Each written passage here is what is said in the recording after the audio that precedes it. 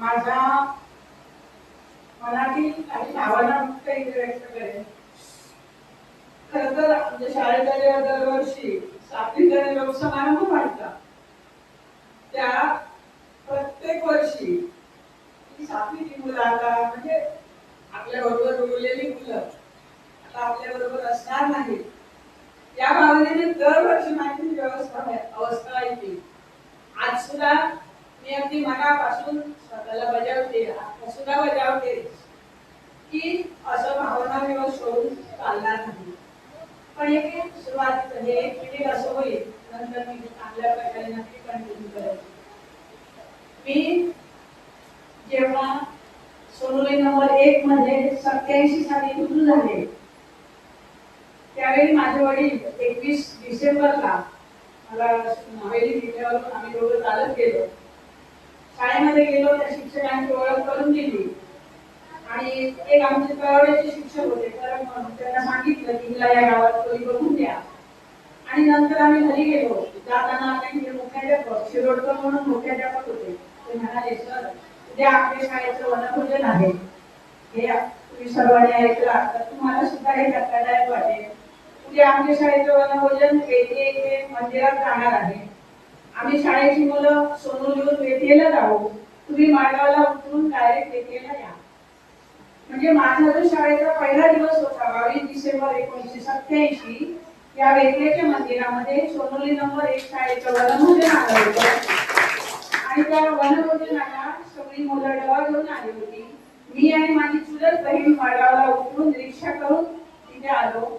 त्या आपल्या जुन्या मंदिरात त्या बाजूचा जो एंट्रन्स होता त्याच्या बाजूचा मोठा खांब होता, तिथे बसून माझ्या शाळेच्या पहिल्या दिवशी सोनोली नंबर 1 शाळेतील विद्यार्थी आणि आम्ही दोघी बहिणींची डबा खाल्ला होता.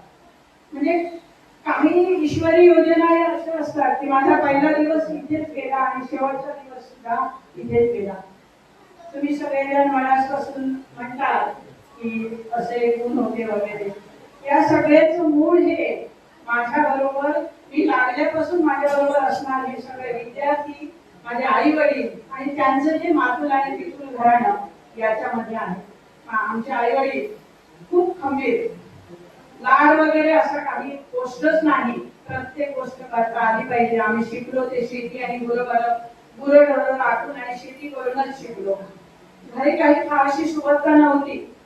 वडील आई जे काही सांगतील ते करायचं. अगदी जन्मल्यापासून इच्छा अशा काही बाळगल्या नाही, पण जे समोर येईल त्याला सामोरं जायचं आणि आपलं काम करत राहायचं, एवढंच त्यांच्याकडून आम्ही शिकत आलो. 14 वर्ष मगासपासून म्हणतात, पण मी आणि एका शाळेत असं 14 वर्ष काम केलंय, वडाळा नंबर 1 शाळेत. तिथेही मी 14 वर्ष काम केलं. तळाडा नंबर 3 शाळेत सुद्धा 8 वर्ष काम केलं.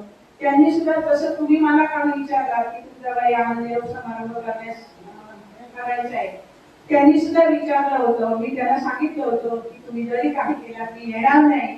त्यांची कुणाचीही हिंमत नव्हती की बाई नाही म्हणतायत म्हणजे ते येणार नाही. कुणीही ही हिंमत केली नव्हती. पण तुमच्या समोर मी जर त्यावेळी असं म्हटलं असतं की तुम्ही जरी आयोजित केला तर मी येणार नाही, मी अध्यक्षांना सांगितलं होतं की तुम्ही केला मी माझी रजा शिल्लक आहे, एखाद्या दिवस रजा घेईल. पण शेवटी मला वाटलं की नको, असं करणं माझ्यातला उद्धटपणा दिसेल. हा असा उद्धटपणा करून मला जायचं नाही आणि त्यामुळे मी तुमची विनंती मान्य केली. 14 वर्षामध्ये इथे मी काही मोठं केलं नाही. माझं एक हे होतं, एखादा विद्यार्थी चुकतोय ना, का चुकतोय त्याचा विचार करायचा. तो का चुकत असेल ते कारण शोधून कसं करायचं त्याचं एक उदाहरण माझ्या समोर आहे. मावडी देगलकर हा लहान असताना त्याने एकदा असं केलं की आंबेडकरनं ऊस आणले होते. याने ते ऊस घेतले आणि खाल्ले. आंबेडकर माझ्याकडे आले, बाई ह्याने मी ऊस आणलेले याने घेतले. एकदा त्या पेडणेकरांच्या विहिरीकडे पेरूचं झाड आहे, अजूनही ते लागतं चांगलं, तर त्या झाडाचे पेरू काढून घेऊन गेले. नेमकी पेडणेकर तेवढ्यातच तिथे आले होते. ते ओरडायला लागले, बाई ही मुलं काका याचा पेरू काढतात. मी त्याच्यावर त्याला ओरडले नाही. मी काय केलं तोही सांगेल. नंतर म्हणजे काही काळानंतर त्याच वर्षात पेरू आणले. उलट आहार म्हणून सगळ्या मुलांना पेरू दिले आणि त्याला म्हटलं बघ आपण इतर काही आनंद घालवते, आपल्याला जे हवं ते जर एखादा असा ओरडत असेल तर त्याच्या वाटेला आपण जाऊ नये. ऊस सुद्धा, ऊसाच्या बाबतीत सुद्धा तसंच केलं. आम्ही शाळेत ऊस आणला होता. त्याच्या जेणेकरून सगळ्या मुलांना दिले होते. म्हणजे ही गोष्ट अशी होती की मुलगा चुकतो तो काही मुद्दाम काही करत नाही. मुलींना सांगायचे की कसं वागा, मुलांनाही सांगायचे अरे बाबा घरची मोठी माणसं शिवाय देतात, त्यांना त्यांच्या मोठ्या माणसाने त्यावेळी सांगितलं नाही म्हणून त्यांच्या तोंडात बसले. पण आपण आता हे असं करू नये, किंवा आणि काही वाईट सवयी असतील तर तशा करू नका असं मुलांना सांगायचं. या ही 14 वर्ष असू दे किंवा हळहळे नंबर 1 शाळेतील 14 वर्ष असू दे. हल्ली जेव्हा एकदा माझ्या भावाला त्या हळहळे नंबर 1 शाळेतील एक पालक सांगत होत्या की अरे ते बघ जडेकडे वाईटचे विद्यार्थी दिसतात. म्हणजे इथे आज सुद्धा मी जेव्हा माहेरी त्याच गावाच्या वाटेने तुळसला जाते त्यावेळी हे असे विद्यार्थ्यांचे चेहरे, ओळखी चेहरे दिसत राहतात. विद्यार्थ्यांचं अपार प्रेम मला लाभलं. या गावाचं वैशिष्ट्य सांगायचं झालं तर इथली मुलं ज्यांच्यामध्ये खेळाचा गुण आहे त्याचबरोबर ही मुलं अतिशय चाणाक्ष आहेत. कळसुलकर सर सांगायचे काही वेदियातली मुलं चाणाक्ष आहेत. मी जेव्हा इथे आले तेव्हा अमोल सावंत सर होते, कळसुलकर सर, देवणकाई, कोठावेळी आणि धोंडकाई 6 जणांचा आमचा पूर्ण स्टाफ होता. त्यावेळेच्या शिक्षक संख्येनुसार 6 शिक्षक शाळेला गेले होते आणि त्यानुसार आम्ही इथे 6 होतो. नंतर ते विद्यार्थी संख्येनुसार शिक्षक संख्येचं धोरण बदललं, 6 ते 5 झाले. त्याच्याही नंतर मुख्याध्यापक पद जर शाळेची पटसंख्या 100 पेक्षा कमी आहे तर मुख्याध्यापक पदच नाही असंही झालं. पण त्याच्यामध्ये असे जवळजवळ आपल्या जिल्ह्यामध्ये 400 मुख्याध्यापक होते. त्यांच्या एक ड्युटीनं तो मुख्याध्यापक ज्या शाळेला आहे तिथेच त्याला रिटायर होऊ द्यावं असं ठरलं. यानुसार मी म्हणजे अगदी नकळतपणे अगदी काल परवापर्यंत सुद्धा भाऊ मला आता 58 वर्ष पूर्ण होत आहेत, आता मी सेवानिवृत्त होते असं मला शरीरानंही कधी वाटलं नाही की मनानंही कधी वाटलं नाही. म्हणजे ते आपल्या समोर आलंय ते करत राहणं एवढंच मला माहिती. या 14 वर्षामध्ये हे करत असताना इथे मी अनेक प्रसंग अक्षरशः हृदयावर झेलले आणि माझ्या मनाच्या ताकदीवर तोलले. पण या सर्व प्रसंगांमध्ये कुठेही मनाचा तोल माझा ढळलेला नाही. आणि हे आमचं एक वैशिष्ट्य आहे. ते माझ्यामध्ये आणि वडिलांमध्ये होतं की कोणत्याही परिस्थितीमध्ये कितीही कठीण परिस्थिती येऊ दे त्यामध्ये आपण सारासार विचार करायचा, त्यानुसार वागायचं, मनाचा तोल कधीही ढळू द्यायचा नाही. आणि हे काही मुद्दाम केलं असंही नाही तर हे संस्कारच तसे होते आणि त्यामुळे माझ्याकडून हे सगळं घडत गेलं. आणि एक जे तुम्ही सांगितलं तेही तुमचं निरीक्षण अगदी बरोबर आहे.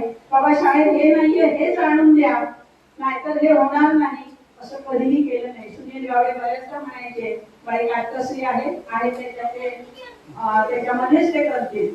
म्हणजे इथे सुद्धा बाबा अंक जाणून द्या, असंच पाहिजे तसंच पाहिजे अशी कधीही मागणी केली नाही. जे अनुदान असेल, जे आपल्याकडे काही उपलब्ध असेल त्यात करत राहायचं, त्याच गुणानुसार करत राहिलो. यामध्ये आमच्या या सगळ्या शिक्षकांचा सहभाग लाभला. विशेष म्हणजे पालक आणि विद्यार्थ्यांचा माझ्यावर अगदी ठाम विश्वास होता की ही बाई कधी काही वावग करणार नाही. आणि त्या विश्वासाच्या शिदोरीनच मी माझी कामं आत्मविश्वासानं पुढे करत गेले. आणि एक तुमच्या गावकऱ्यांचा एक चांगला गुण आहे की शाळेकडे काही चांगलं करायचं आहे ना, मग त्यामध्ये तुम्ही कधीही आपापसातले मतभेद असतील काही आणत नाही. हा वेदांत धारगडकर जेव्हा कोरोना काळामध्ये इथे आला होता तेव्हा तो खरं 6 वयाचा मुलगा होता. तो मुंबईवरून इथे आलेला. एकदा गुरुवर्ग सहज म्हणाले बाई ह्याच्याकडे आय कार्ड आहे बालवाडीचं आणि त्याच्यावर त्याची अशी जन्मतारीख आहे. तेव्हा आमच्या लक्षात आलं की हा पहिली दाखल झाला पाहिजे. म्हणजे असे वास्तविक गुरुवर्ग काही त्यांची मुलं शाळेत नव्हती, काही नव्हतं, पण तरी त्यांच्या लक्षात आलं की हा मुलगा शाळेत गेला पाहिजे आणि त्या दृष्टीने त्यांनी पुढची हालचाल केली. तो पहिली दाखल झाला. असे कितीतरी प्रसंग. काही वेळा एक स्त्री इथे काम करते म्हणजे काय अशा पुरुषी अहंकाराचा सुद्धा अनुभव या ठिकाणी मला वेळोवेळी आलाय. पण जरी मी स्त्री असते तरी कुठच्याही कामामध्ये मी एक पुरुष जसा तेव्हा मी इथे हजर झाले तेव्हा सुद्धा मला विचारलं होतं की तुम्ही ही शाळा कशी काय घेतला. कारण त्यावेळी इथले सगळेजण पुरुष शिक्षकाच्या अपेक्षेत होते, पुरुष मुख्याध्यापकाच्या अपेक्षेत होते. त्यावेळी माझी परिस्थिती अशी झाली होती की तळवडे नंबर 3 होऊन आडोस गिरोबा या शाळेत बदली झाली होती. अंतर जवळजवळ 22 किलोमीटर होतं आणि माझ्या जवळच्या सोनरा हायस्कूलच्या एक मॅडम होत्या, त्या 18 वर्ष टू व्हीलरनं जात होत्या आणि आणि 18 वर्ष टू व्हीलरनं जाऊन त्यांची अवस्था काय झाली ती मला त्यांनी सांगितली होती, मी प्रत्यक्ष बघितली होती. त्यांना आपल्या केस सुद्धा बांधता येत नव्हते. म्हणजे संधिवात असेल किंवा काही, अजूनही त्या मॅडम तशाच आहे. मला वाटलं मी जर माझी 5 वर्षावरती होणार नाही आणि 5 वर्ष मी जर अशीच आरक्षणामध्ये राहत राहिले, माझी सुद्धा अवस्था नक्की अशी होईल. तेवढ्यातच हे पदोन्नतीनं मुख्याध्यापक नेमण्याचं जिल्हा परिषदेने आयोजित केलं. तिथे आम्ही गेल्यानंतर अनेक शाळा होते, त्याच्याची वेगळी शाळा होती, ती घेतली. आणि त्यावेळी असा प्रश्न एका वेळी मी हेच सांगितलं होतं की अशा माझ्या परिस्थितीतून मी ही शाळा घेतली, पण मला वाटत नाही की मी माझ्याकडून काम करण्यामध्ये कोणतीही कमतरता ठेवली नाही. मुख्याध्यापकापेक्षा मी शिक्षकच तिथे जास्त राहिले. शिक्षक म्हणूनच माझं इथे काम जास्त होतं. मुख्याध्यापक म्हणून करायची कामं जरी सकाळी आल्यावर ठरवली तरी वर्गात गेलं की ते तिथेच राहायचं आणि वर्गामध्येच सबंध दिवस चालायचं. या मुलांमध्ये असताना मुलांसाठी जे पाहिजे, त्यांना खेळही हवा, म्हणजे एखादं गाणंही हवं, नृत्यही हवं, आपण बोलतोय ते त्यांच्यापर्यंत किती जाते, त्यांच्याकडून पुन्हा ते आपल्यापर्यंत किती येते, हेही बघत राहणं, ह्या गोष्टी अगदी नकळतपणेच आम्ही शिक्षक लोक करत असतो आणि त्याप्रमाणेच मी करत असते. या दरम्यानच्या कालावधीमध्ये गणेश पाटकर, रुद्र तेंडोलकर हे 2 विद्यार्थी आमच्या अकाली त्यांचं निधन झालं. त्याही विद्यार्थी माझ्या अजूनपर्यंत चांगल्या आठवणीत आहेत. त्यांची ही उणीव म्हणजे असं अकाली आपल्या शाळेत असताना जाणं ही मला वेळोवेळी जाणवत राहिली. विद्यार्थ्यांच्या बाबतीत त्यांचा कल कशाकडे आहे हे ओळखून त्यांच्याशी बोलत राहणं, करत राहणं, या गोष्टी करत होते. मला असं वाटतं की असं वेगळं विशेष असं काही केलं नाही. जे काही केलं ते माझं अनुभवच होतं. त्यामुळे याचं विशेष असं कौतुक करण्यासारखं काही नाही. आज तुम्ही सन्मान केला, हा एवढा करण्याची काही एवढीही गरज नव्हती. तरी पण तुमच्या शब्दाला मान राखून तुमचं तुम्ही माझ्यावर केलेलं हे प्रेम समजून मी हे सगळं स्वीकार करते. आपले सरपंच, उपसरपंच, शिक्षण Gavkar sir, Gurugavkar sir, Sunil Gawade sir हे सगळे वेळोवेळी त्यांच्या पदावरून जसं सांगत होते. थोडक्यात काय की सगळ्यांमध्ये सामंजस्य राहावं, विद्यार्थ्यांवर त्याचा कोणताही वाईट परिणाम होऊ नये, वातावरण हलकं राहावं, चांगलं राहावं, यासाठी जे जे करता येईल ते केलं. एकदा माझ्या सहकारी शिक्षिका मला म्हणाल्या होत्या, बाई तुम्ही काही केला, तुमच्यावर सगळ्यांचा विश्वास आहे. मला वाटून गेलं, अरे विश्वास आहे म्हणजे काही असाच विश्वास आहे का? त्यासाठी माझं वागणं असेल काहीतरी, त्यामुळे विश्वास असेल. शिक्षकांमध्ये असे जरी असले तरी आमच्यामध्ये कधी वाद होऊ दिले नाही. सामंजस्याने जे काय असेल ते सांगणं, आपलं म्हणणं थोडक्यात सांगणं, अशा पद्धतीने आमच्या शिक्षक वर्गामध्ये सुद्धा चांगलं वातावरण राखण्याचा प्रयत्न केला. कारण जरी मी तशी वैयक्तिक आयुष्यात विचार केला तर मी तशी खूप वाईट आहे. कारण मला जर एखादं पटलं नाही, विरोधी विचार असेल तर मी पटकन बोलते. एखाद्याच्या व्यक्तीशी जर एकदा मी पाठ फिरवली तर तिथे जात नाही. पण माझ्या सार्वजनिक जीवनामध्ये, शाळा हे माझं सार्वजनिक जीवनच होतं, सार्वजनिक जीवनामध्ये मी असं काहीही केलेलं नाही. असं जरी असलं तरी आपण सगळ्यांमध्ये मिळून मिसळून राहिलो, खेळीमेळीनं वागलो तरच त्या ठिकाणचं वातावरण चांगलं राहतं, याची मला चांगली जाणीव होती. काही वेळा विद्यार्थी आमच्या शाळेत इयत्ता असूनही दुसरीकडे गेला की मला खरंच राग यायचा. मग अशा वेळी त्या विद्यार्थीच्या पालकांशी मग कधी काही वर्ष बघत सुद्धा नसेल, बोलत सुद्धा नसेल, म्हणजे कळकळ वाटायची की बाबा इथे चांगल्या प्रकारे काम होतंय, तरी सुद्धा इतर ठिकाणी का जाता येईल, का त्यांनी इथे येऊ नये, का त्या मुलांचा आमच्या इतर मुलांना सहवास मिळू नये, याच भावनेतून मी हे करत होते. आणि तुम्ही जी मला भेट म्हणून दिला, तुम्ही विठ्ठल उभा विठ्ठल म्हटला, पण माझी त्या विठ्ठलावर खरंच खूप श्रद्धा आहे. ती यासाठी की एका काळामध्ये याच विठ्ठलानं संतांच्या माध्यमातून आपल्या सर्व महाराष्ट्रातील जनतेला एकत्र आणण्याचं, भक्ती मार्ग दाखवण्याचं आणि त्याच्यातूनच पुढे आपलं जे शिवाजी महाराजांच्या माध्यमातून स्वराज्य स्थापनेचं काम झालं, ते त्याला कारणीभूत हा विठ्ठलच आहे.